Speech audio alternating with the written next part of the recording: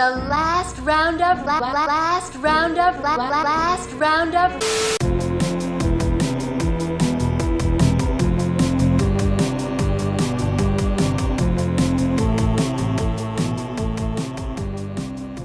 This is the original basket case from 1982. The summary: a young man carrying a big basket that contains his extremely deformed Siamese twin brother seeks vengeance on the doctors who separated them against their will. Everyone should know what basket case is by now. Yeah, written and directed by Frank Henenlotter. Yeah, that's basically it. This one was one of the first VHSs I ever owned. And I can't remember exactly. The first four were this, Night of the Living Dead, Evil Dead 2, and Texas Chainsaw Massacre 2. And I can't remember which of the ones came first. Like I bought them 2 and 2, but this was one of my first horror movies I ever owned. I had this on VH too. Kmart always seemed to have this around Halloween. Of all the movies out there, I think I picked mine up at Flying J, the truck stop in Beaver Dam, because this and Zombie through the 90s, this and Fulci's Zombie was in every truck stop VHS bin across the nation for a good 7 years. I watched last night for like $1. Wow. Well, if you find this for $1, I suggest you buy it. It's you can smell the bologna cake right from the beginning. No, you don't think this ain't bologna cake. You don't think this is isn't cake? part 2 or 3. This is the first one. This is old. It's old, so the film quality and the effects definitely don't hold up. Compared to part 2, which one did you enjoy better? We've already done. Let's talk about it, and then you can put up some the previous ratings. Right. I like the whole setting of it, and grimy New York in the 80s is great anytime that you can get it. Dwayne's perm is fucking perfect in this movie, and Belial looks perfectly shitty, as he should. Dwayne pulls out a wad of money when they go to pay for he goes to pay for his hotel room. That was the whole budget for the whole movie. So they actually used it. The one thing I noticed watching this that I didn't think I picked up on when we watched 2 was that he has a padlock on this basket, which is like, that's probably the most pointless. That's the most pointless thing in the world, right? That's like a screen door on an airplane. It's really not worth much, and the dude just kicks it right off, like you do. Dwayne is completely irresponsible, of course. Why does he take him around all the time? He takes him literally every place. I thought it was funny, the stop motion animation they used in this. Horrible, awful. One of the funniest things I read was that at the end they planned on having Belial just walk the streets of New York, but they realized that was technically impossible for them to do. Yeah. And if you watch the stop motion, you can fucking tell. Fuck. I don't know why he took Belial around so much. That's what I kept writing down. Why the fuck does he keep taking him to the bar? It's his brother. But you carry around a big ass basket with a lock on it. People are gonna want to know what's in there. And laundry. He didn't want to leave him at home alone and locked up in a basket. Eggs. He's not a dick. What if we left you places in a basket locked up? But like, the reason I say this is bologna cake, and I think it's not a bad thing, is that like things like there's so much ADR happening all the time. I think most of it is actually. That doesn't make a movie bologna cake. But whenever the girlfriend dies at the end, you can see her breathing. I mean, that's a bologna cake. She's laying there naked. Right. That's what dead ladies do when they're naked. They breathe. You stop staring at her tits so much you won't see her chest moving up and down, you pervert. Oh, she's dead. I accept it. No, don't get me wrong. Turn your head. I love this, but I love everything that's bad about it. I love how Belial looks. I love the long monologues that Dwayne has of expositional speeches he does, highlighting fucking their same story. I gave it a 7 out of 10. It's a lot of fun. I think it's a shit ass movie, but it's just a lot of fun. And I think I like the sequels more because they go into like the freaks and stuff. So, but what's your thoughts? You've said a lot of these words already, but it's a campy, low budget cheese fest. It's sleazy, grimy horror. It's the dirty slum of New York, which I love that setting. That's really cool. The stop motion Belial was horrible, I thought. It's a unique movie. It's got solid characters, practical effects again, even though some look awful. It's kind of just. I think it's a good representative of horror on VHS. Like, it's kind of what low budget horror was back then, and maybe one of the better ones. I gave it a 6. I give it a 7, and I'm probably more in line with Jason's opinions on it. Like, this is of the Basket Case trilogy. This is easily my favorite. If you were just to watch this movie now, a 16-year-old kid today, forget about it. Yeah, there's no chance of him liking it. No, that's a hard sell. This is easily my favorite of the Basket Cases. It's not even close, but it's because it's cheesy. The 2 and 3 went on to, like, they know they were cheesy, so they're being cheesy. This one takes itself a bit more seriously for all of the bad, which is what reminds me of the old 70s and 80s VHS. Like, they were genuinely trying to be creepy. Yeah, like this is an attempt at a horror movie, not an attempt to make you laugh a lot. You do laugh because the effects don't hold up at all, and it's low indie shitty 70s horror movie. But this, like, all that stuff that makes fun of that stuff, this is one of the best to watch of the cheese of that. So yeah, I give it a 7, and this has always been a one I love. The question I was left with at the end is, don't they die? Don't they die? They die at the end, right? Don't question it. All right. Hey, I'm into sequels. Only until they were very badly injured. Only until part 2. They went to the hospital. Yeah. And that's where 2 starts. I think that part 2 was like, they're like, didn't they die? Oh, well, we made a lot of money off the first one. They probably made a lot of money, right? You think they did? Nah. I bet. I think they did decent for what the budget was. Times? Yeah, for what the budget was. Like, I think this was I can't remember, but I feel like this was a more popular, not one of the huge ones, but this is a fairly popular horror movie. I've always known about it. I would say the video sales is where this So, thrived. like, I think if you'd look at budget and then how much they actually made off of it, they probably made a good deal of money off the first one. Yeah, you just wanted to rent it when you saw the. I don't even know if this. I don't even know. I'm not sure if this even got a theatrical release. Probably very limited. I feel like it did. We weren't around back then, so. Yeah, this is before my time. But wait, what year is this? 1982. That's the year I was. Yeah, we were 1. Yeah, you should have known what was going on. We were 1. I don't ever remember not. Hold on, let me think. I've always known of this movie, so it's always been in my world. Let me think back to 1. What movies came out that What were you into back then? Probably different stuff. Pretty sure I remember watching that one in the theater. It was a double feature at the drive-in with Conan the Barbarian. Oh, what a good one! That Still on your mom's teat. Okay, you son of a bitch. Brother wants to meet me. Let's meet. I'm not afraid of you, or him, or any of you. So come on. Let him look me in the face so I can carve up his sick, laughable body. Basket Case 2. You guys are fans. I mean, Jason's a fan of the Basket Case movies. He just bought the whole bunch of them on Blu-ray. Well, let me explain that. Like, what I know, I wanted the first one, right? And then,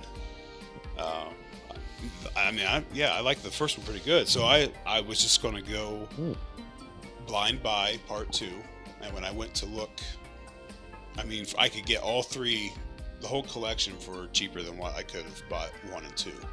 So the third movie is just a bonus. So that's why I bought it. You got a summation on this one? Sure. Dwayne and his basket-bound mutant brother are taken in by a secret home for wayward freaks with a journalist hot on their tail. So, It seems to me that all of these movies follow one right after another. I'm wondering if they shot them all like right after each other. No, I think there's quite a bit of space. Did you know that the mom from Pete and Pete plays the news reporter in this? I don't know what Pete and Pete is. What? I don't know what Pete. No, I don't know what you're talking about. I'm the lone guy. Nickelodeon, Two Brothers, The Adventures of Pete and Pete. I didn't have Nickelodeon. That rings a bell, but I can't picture it. I didn't have satellite TV out here in these woods that we're in right now. Yeah, I didn't have it until like 98, 99. Yeah. This is written and directed by Frank Henenlotter. Henenlotter. Confidence. Yeah, I have a hard time with that. Known for the Basket Case movies, of course, and Frankenhooker. And brain damage. Brain damage. Yep. Granny Ruth is played by Annie Ross, who was a famous jazz singer. Did you know that? And first appeared on a little. I did actually. Did you know that? No, I didn't know that. I don't know. I don't know what jazz you listen to. Did you know that the dude from Dawn of the Dead was in this? The Flyboy, Peter MG or whatever his name is. I didn't recognize Or it. David MG. He was the Half Moon guy. Why would they put him in the back? Oh, that's why. Why would they put him in the background though? That's why I didn't Why would he recognize put him like that? One of the Franco boys is also a freak, and Ted Sorrell. Which Franco boy? Tom Franco. Is that what we're calling them, freaks? Freaks, or yeah, that's what I call I was them. going with monsters. They're people, Jason. Ted Sorrell, do you know who that is? Have you heard that name? He's in From Beyond. He plays Dr. Pretorius. Gotcha. He plays Phil. So I think we all remember who Phil is, right? Did you get a tagline on this? No. Was Phil the reporter's boss? Could have been. I think it was the reporter's boss. I wrote that down before I watched it. Anyways, no. But Go ahead. anyways, Tagline. what do you got? I got. It says, "Look who's back." Belial is who's back. Belial. This was, like you said, Frank, 1990. This one didn't get a DVD release until 2007. Holy shit! I'm not surprised. Wow. I'm a little surprised. Yeah, me too. But and Synapse also released it on Blu-ray in 2016. I wanted to talk about how when Dwayne and Belial leave the hospital, isn't that a little too quick to just get out of a hospital? Because I think we've all three been in the hospital with the childbirth and all that. It's literally a fucking, you got to get through the doors. You have to have people buzz you through the whole thing. Yeah, like the hospital's on lockdown now. Like I forget what. Especially, yeah, but if you're thinking child ward, I thought maternity any section. of the sections of the hospital I are don't probably think like all sections are like the maternity section. And you're basing it on 2010, and the movie was made to take place I'm in just amazed 1990. that they just get out. He's carrying Belial. No, the security guard's asleep. That's bet. always the case. I bet you could do it at Hardin Memorial. You're probably right. You probably And do a lot of things. that yeah. place felt like a 90s Hardin Memorial. Do you know who did the special effects in this? Did you write that down? No, I don't. Gabriel. I don't like to give those guys any credit. No. Gabriel Bartalos. He worked on Leprechaun. Sometimes They Come Back. Tim and Eric's $1 billion movie, and he was the writer and director of Skinned Deep. Have you seen that with I haven't seen Warwick either Davis? of the last two. Tim and Eric's $1 billion movie. That means that he probably worked. Have you seen it, Jared? Yeah. He probably worked on that big dick. That, Yeah, like, it's- there's a big dick in it. I'm out already. But do you want to go through? Well, yeah. Well, let's just stay on the effects because yeah. This whole movie should have been shot with the guy in the mask or the costume, because when it's a real person, it looks bad Yeah, as it looks shit. good. Sometimes this thing looks Terrible, terrible. That was one of my points. I was like, awful. why didn't right they? from the get-go when they're Why- escaping and you see him like just dangling. Yeah. Like it was awful. One of the things that I actually, for what this movie is, I enjoyed it. I loved it. One of the things I enjoyed about this movie is the insane inconsistency among the effects. You'll see something and you'll be like, shit, that looks good. Yes. And you'll see the same thing one scene Oh my later God. and be like, That's terrible. That's How terrible. is it that they can do that awesome effect at the end whenever Belial twists that reporter's face? That looks cool as shit. You've never seen anything like that. And then you look at Belial, and half the time he looks like a fucking statue. Somebody's just moving around. Money. But it doesn't take any more money to put a guy's head like they did in a few shots. It doesn't cost. They already did it. Yeah, and do it more. spent most of their money doing it. I don't think it cost that much, Jared. It couldn't have cost that much. When they had to do it again, they didn't have that money anymore. Shit. You know when you're talking about money, you can fact check me, but I'm pretty sure I saw this at a budget of $2.5 million. Shit, I could see that. I think That's really low, though. I mean, that's not a lot of money for a movie. For this movie in 1990, for a big prosthetics effect movie. Yeah, I guess I don't know what that stuff cost, but $2.5 million. I was surprised when I seen that. I think we're burying the lead here because the best part of this movie is Lyle Barker. Do you remember him? He was the guy that owned the freak show that wasn't really a freak show, and he said, "I'm gonna make $100. $100." He got real excited. Damn! 100 smackaroos! Wow! 100 smackaroos! Whoa, boy! 100 smackarinas! Now this is why he's the best part of the movie. Lyle Barker, who was played by Jan Saint, also played these classic roles: man hit with ball, Santa, street preacher, old man playing chess, wino, drunk, bum in the street, cowboy who loses hand, morgue attendant, old man in Dutch village, bartender, and mailman. And also Lyle Barker. Huh? It's good you gave him credit on all all that was in this movie? No, that's his No, film he played career. Lyle Barker in this movie. That's all of his I don't credits. remember seeing any of this. That's his only role with the name in a movie. Okay. Yeah, that's what I'm saying. But the one that I really like is he played cowboy who loses a hand. That's probably his best role, I would assume. You gotta assume. Are you done with it, Jared? You want me to move on? No, I'm listening. I don't have. I got shit. I got a whole back page of shit. What's my problem? Oh yeah, what's the deal with the gargoyle on the house? Is that like a freak? Is that another freak, or is that just a regular haunted gargoyle? It's a moving gargoyle. Yeah. No, I thought it was like just a prop too, but then at the end, I think it's eating hot dogs. It's eating hot dogs. Yeah. It's supposed to be one of the freaks. It's just where they didn't. Someone was like, "Do people born with deformities where they're gargoyles?" No one bothered questioning. The freaks, the monsters, whatever we're going to call them. I think they were awesome. Great. They looked way better than Belial, and whenever that photographer dude pops up and takes all the photos of them in the attic, that's an awesome scene. I think that looks great. Yeah, I have that written down as well. That's a great scene. Yeah, that's one of my favorites. And the scene again in the attic where she's giving her like speech to the children. That had a very that was great too. That had a very like when they start all getting excited, like that was a little creepy. Yeah.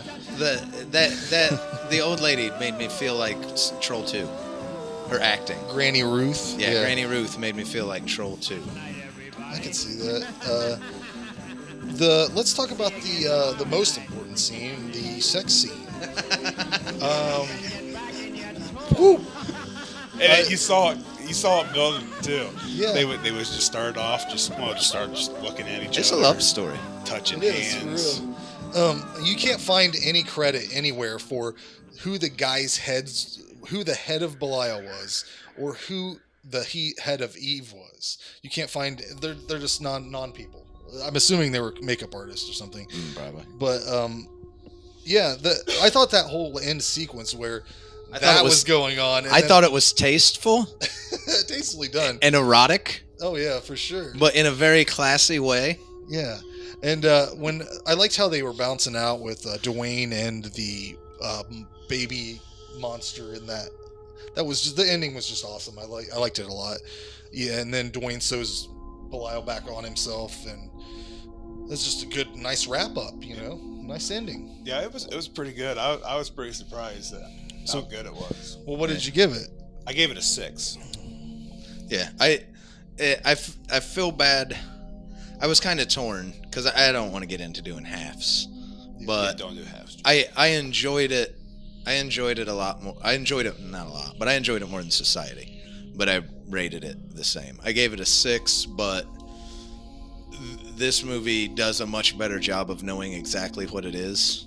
Yeah. And just it ran like it couldn't not know what the fuck it was. I'm a big fan of cheesy early 90s, just when no one gave a fuck anymore and they just did crazy out there shit, cuz especially on the sequels, everybody always just feels like you got to go bigger and better.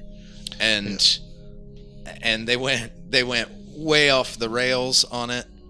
Like the freaks in the attic, I love how they look, but there's like the dude with the tiny body and the big head. Yeah. And it's like there's no way anyone looked at that and was like, we're gonna make a seriously scary movie on this. The frog, man. Yeah. The frog is way out of line. But I give it a 6, but I give it a really strong 6.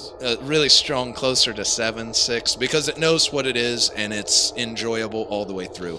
The acting, whenever you get out of any kind of ridiculous effects shots, the acting is just way over the top. Yeah. It's ridiculous Yeah, and that's hilarious. probably why that Dwayne guy wasn't in anything other than basket case movies. So yeah, it knew what it was from beginning to end. The hospital scene in the beginning, it's all of like 10 minutes, and they're just going because they were like, okay, let's sort how this movie happens since they both die at the end of part 1. Spoiler alert. But they're just like, okay, let's sort it and go, and they did. So I wanted to give it a 7, but it's not quite that good. I give it a 9. That's because I don't make sense. No, I give it a 9 because strong one. Honestly, if they would have done better with Belial, this would have been perfect. It just goes back to what he said. It inconsistent. I like when it's a man playing Belial. It looks great, but I know you're limited to the shots because you can't have you got to hide the body.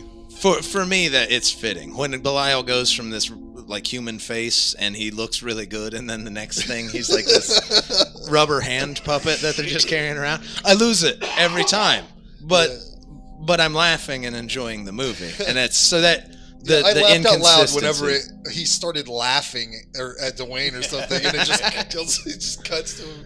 The inconsistency of it is part of my enjoyment of the movie. Let's continue our basket case trilogy. Let's just finish it up with part 3 from 1991. The summary for this film: Dwayne recovers from his delusional breakdown to find his freakish basket-bound brother Belial will soon become a father. But not everything is joyous, as the once tight-knit brothers no longer seem to trust each other. So this is a direct sequel from part 2. Right from it. They even play a little bit of the end, the awesome ending of Basket Case 2. If you've never seen it, there's a fucking wonderful love scene. If you're a stickler for continuity, Basket Case is the trilogy for you. Yeah, it starts off with that hot Belial love scene, and it's a little bit more graphic than I remember it being from part 2. Yeah, they let you know what I give this one. I give this movie one thing. They let you know what it is from go. Motherfucker is humping. Was that in part 2? Was there humping in part 2? I don't remember. Not that explicitly. Yeah.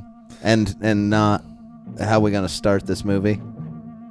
Fucking. Yeah. Well, you got to know what happened last time. But Dwayne at the end of part 2 had sewn Belial back onto his body and was losing his mind.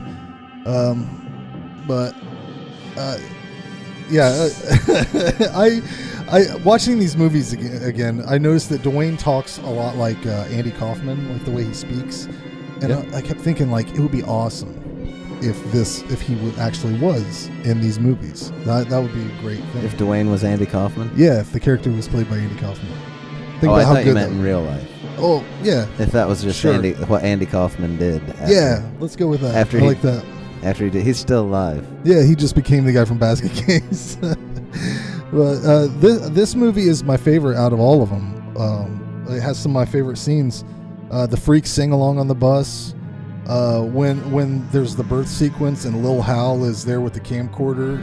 Lil Hal is a great new character to the franchise. He's a giant blob with multiple arms. Great character, love it. when the cops break in and steal the little baby Belials, that's an awesome scene too. Come on, guys. It's little baby Belials. Look at there. Oh, I like those. I was just thinking back to the seven arm guy. Oh, yeah. That wasn't that one. You didn't like him yet? That's wonderful. You're They could have done so much better. It was so Troma-y. I loved it. Just the Troma-ness of it. Whatever. Fuck you. And when they reveal Little Hal's body, like, that's good special effects to me. I thought the special effects were on point on this. And when Belial's at the police station, there's a lot of fucking really fun kills there. That's awesome. He makes that one dude. This is the only thing I think of. Back when Ghostbusters, the cartoon was on, there's a Peter Venkman doll that you squeezed him and his eyes popped out. That looks exactly like the one cop that Belial kills. I remember that. He just squeezes his neck and it's like cartoonish. His eyes pop out. Crazy special effects in this.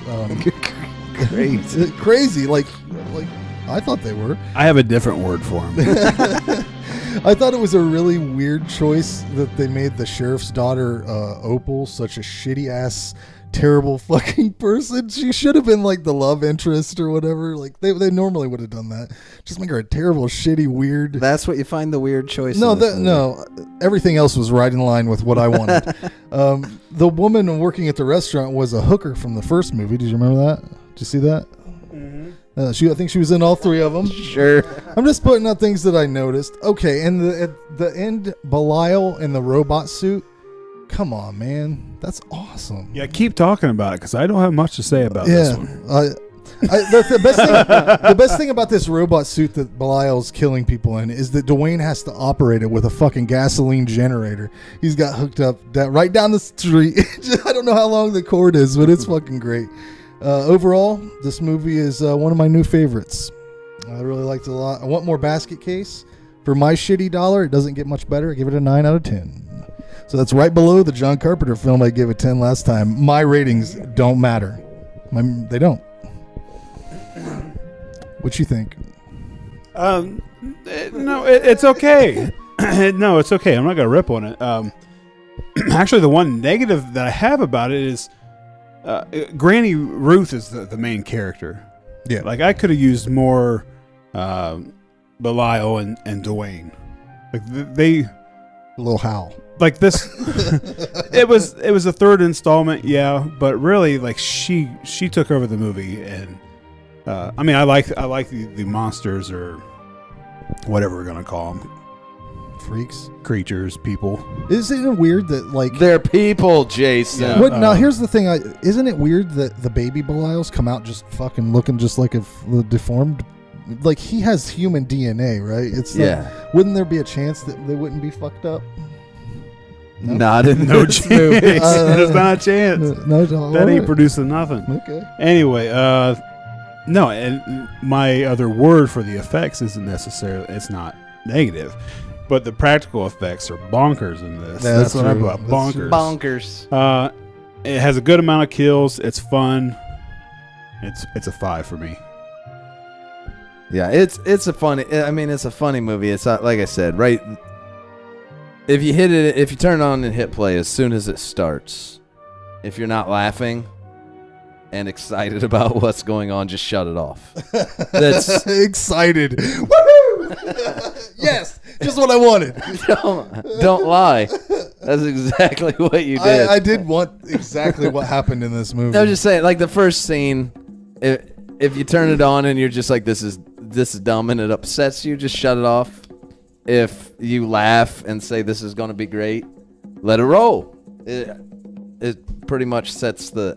I like this one. I don't remember what I gave 2. I like this one more than 2 a little bit, just because bonkers... Ramped up. Bonkers is a good word to describe it. It's silly, it's cheesy, it's intentionally funny. The robot Belial in a robot suit hooked to a generator. There's a point where Dwayne is trying to refill it and he's spilling gas everywhere. I mean, Belial, it starts with Belial banging Eve. They have Belial babies and a busload of freaks, and the sheriff's kidnapping little kids, and Belial in a Belial robot suit. Like, it's just all of that. It is that. So I laughed and rolled my eyes and groaned a lot. I gave it a 6. it's like I said, it's my second favorite in the franchise.